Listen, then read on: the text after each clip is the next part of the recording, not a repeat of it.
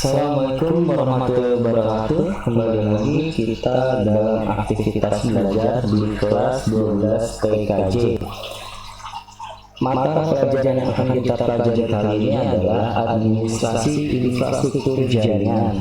Dan sebelumnya waktu kalian kelas 11, kalian sudah mendapatkan mata pelajaran ini. Hanya saja kemarin kalian hanya mendapatkan setengahnya di materinya. Nah, untuk setengahnya lagi kalian dipelajari saat ini juga.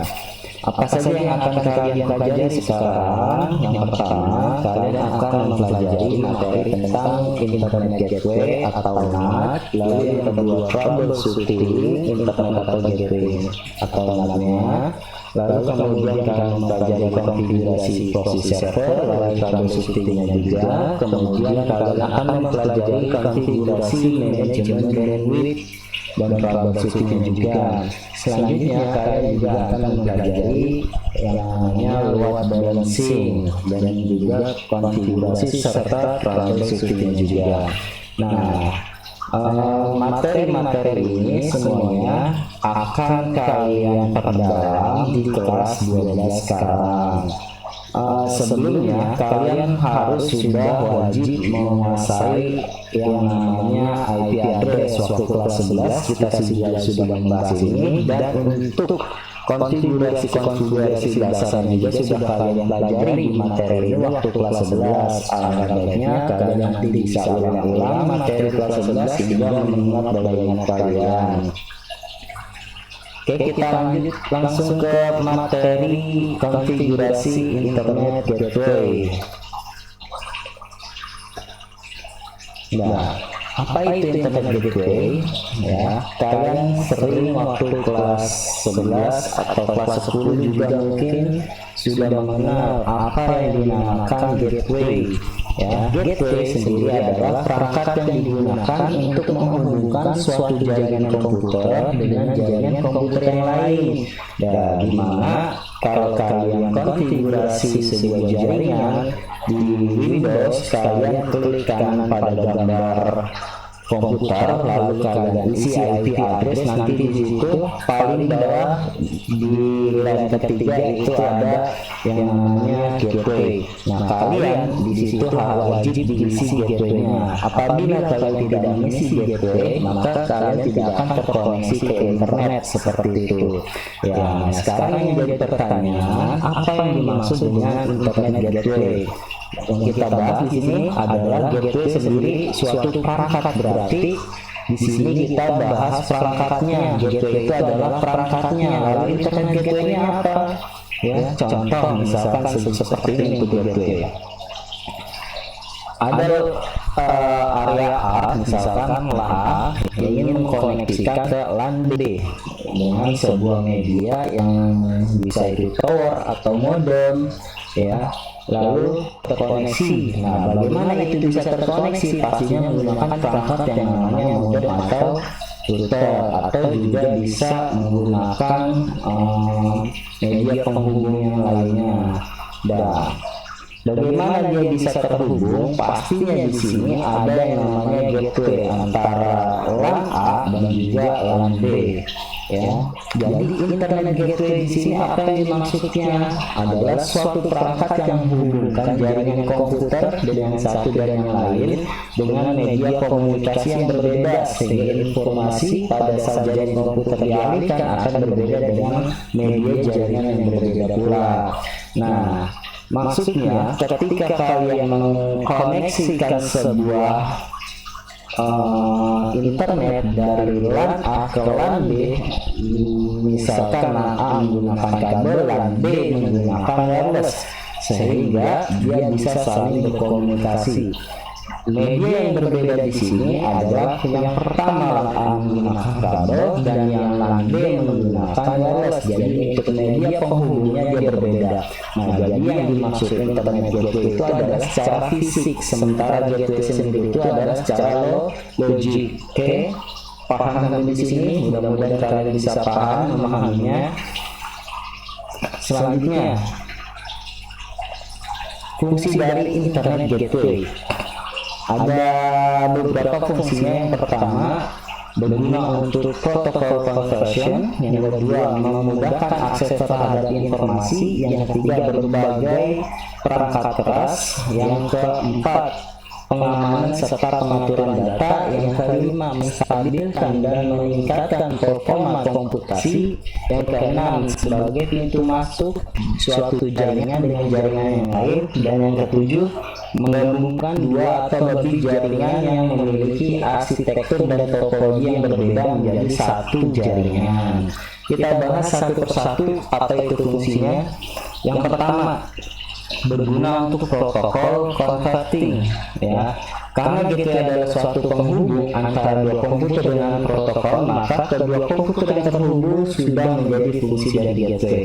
Maksudnya di sini adalah suatu alat tersebut dijadikan sebagai protokol atau akses peraturan-peraturan yang dimana ketika suatu LAN mengirim suatu informasi berupa data di situ terhadap protokol peraturannya seperti forwarding, seperti data yang dikirim bentuknya apa, portnya berapa. Nah, semuanya kita waktu itu belajar yang namanya encapsulation. Nah, data tersebut pasti sudah ada protokolnya. Contoh kayak protokol keamanan seperti apa. Nah, itu di situ dimasukkan seperti aturan-aturan.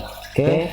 Ya, jadi fungsinya untuk menyesuaikan protokol sampai bisa saling terkait dengan terhubung satu dengan yang lainnya.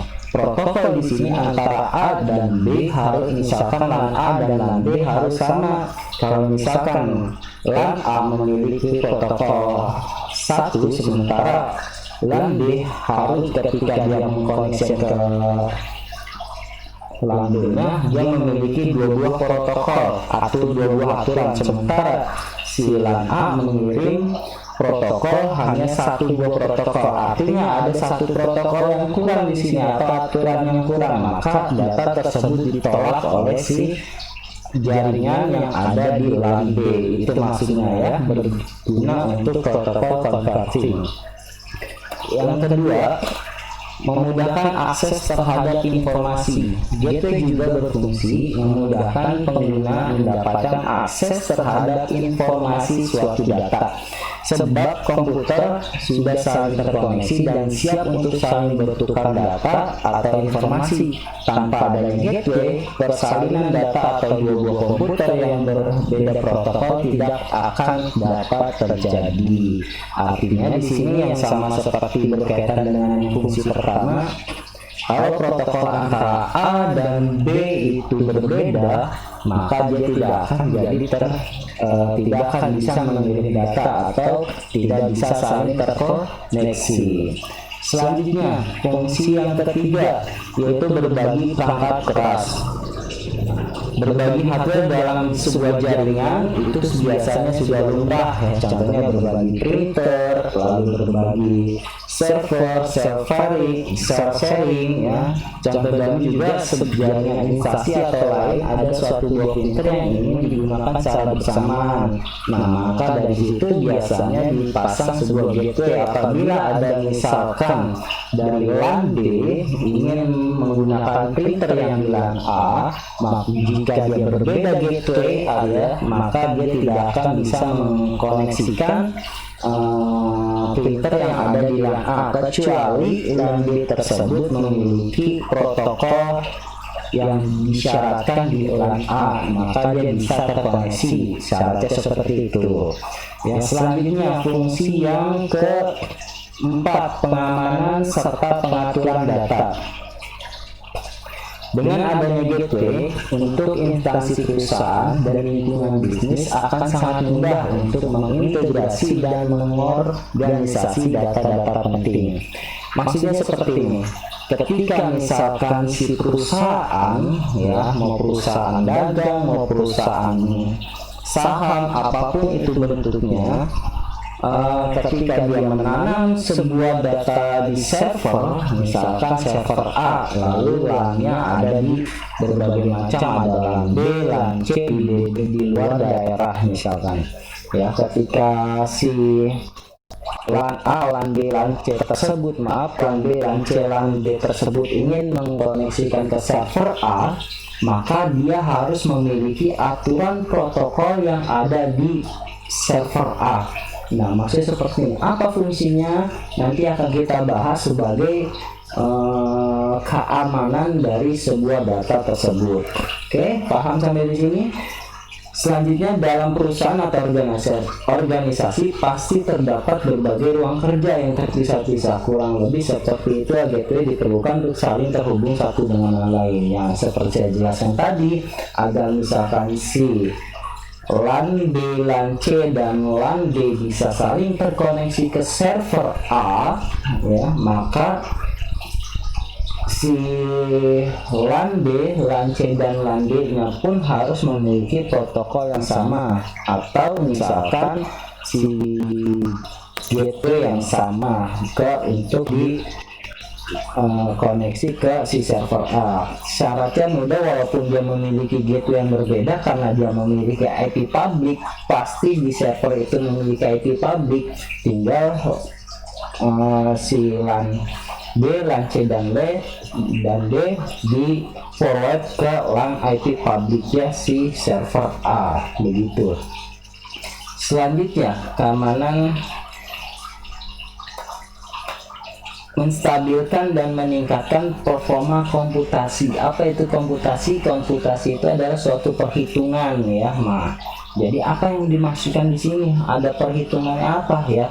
Suatu saat Anda ingin mengupdate performa komputasi dari suatu jaringan, maka tugas komputasi di-share dengan merata ke setiap komputer. Maksudnya adalah membagi beban kepada setiap jaringan yang ada, ya. Misalkan kalian si LAN A mendapatkan bandwidth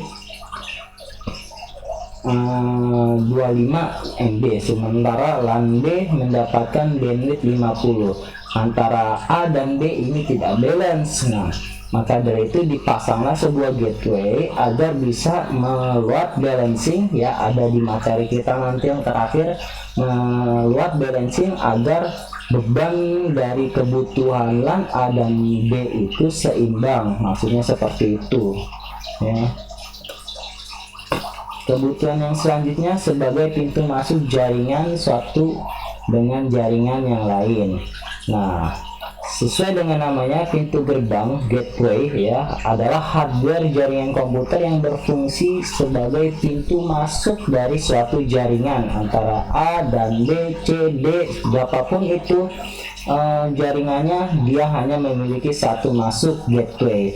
Sama seperti contoh, sama seperti kalian mau masuk ke kelas ke sekolahan, ya, maaf, ke sekolahan. Di kelas sekolah kalian ada berbagai banyak jurusan, ya, dan berbagai banyak kelas. Maka untuk memasuki kelas-kelas tersebut, kalian hanya bisa memasuki lewat satu gerbang utama. Nah, seperti itulah gateway, ya. Selanjutnya,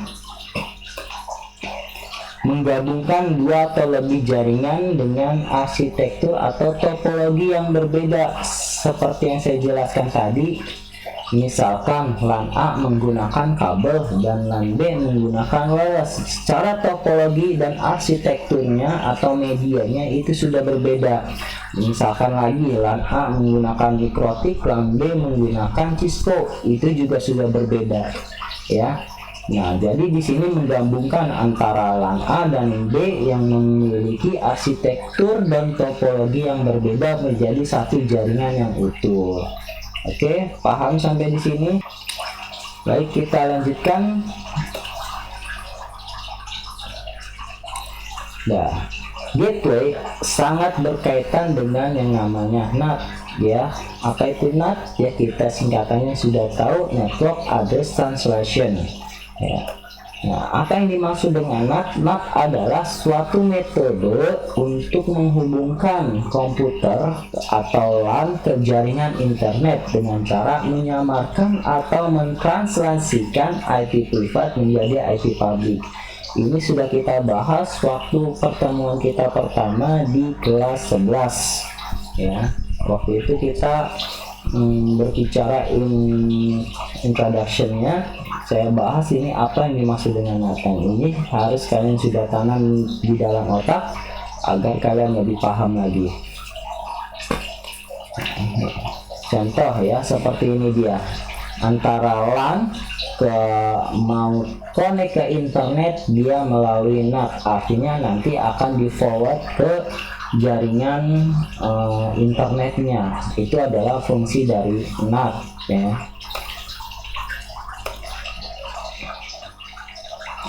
Nah, sekarang gimana cara konfigurasi suatu NAT ya? Sangat mudah, kita nanti akan mengkonfigurasinya menggunakan command line ya. Seperti waktu kelas 2 juga ya, maaf kelas 11 juga kita konfigurasinya menggunakan command line. Jadi sampai kelas 3 sampai kalian lulus kita akan bermain dengan command line ya. Kita di sini menggunakan router MikroTik RB berapapun tetap sama command line-nya seperti ini ya. Langkah pertama kita akan tambahkan IP address pada setiap interface yang dibutuhkan. Saya di sini hanya membutuhkan dua buah interface ya. Yang pertama digunakan untuk IP public dan yang kedua digunakan untuk IP privat. Oke, perintahnya adalah yang IP public IP address address sama dengan 192.168. Di sini saya memasukkan 1 misalnya ya. Nanti kalian bisa bebas berapapun, yang jelas berapa IP publiknya yang didapat dari ISP yang terkoneksi ke internet, itulah yang dimasukkan untuk net ID-nya. Dan titik 3 saya menggunakan 3 untuk host ID-nya. Kalian nanti terserah berapa aja bisa masuk, seperti yang jelas dia harus bisa terkoneksi internet. Karena IP public adalah IP yang dikenal oleh internet, bukan IP privat. Kalau IP public yang create adalah ISP, kalau IP privat yang create adalah kita sendiri. Oke, prefixnya jangan lupa /24. IP public tersebut menggunakan prefix berapa. Lalu network sama dengan 192.168.1.0, dia adanya di interface berapa. Spasi interface sama dengan header 1. Biasanya pada MikroTik untuk jaringan IP public ataupun jaringan internet dia menggunakan header 1. Yang selanjutnya IP privat ya. Kita menambahkan IP privat di sini.